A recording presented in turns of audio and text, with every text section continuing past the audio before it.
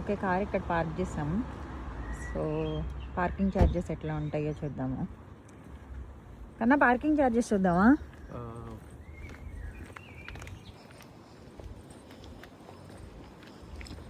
Parking ప్రతి చోట ఇట్లా పార్కింగ్ దగ్గర మిషన్స్ కానీ అట్లా ఉంటాయి. పెయిడ్ పార్కింగ్ అయితే పే చేయొచ్చు, లేకపోతే ఇట్లా క్యూఆర్ కోడ్ ఉంటుంది. ఆ క్యూఆర్ కోడ్ మొబైల్లో స్కాన్ చేసుకొని పే చేయాలన్నమాట.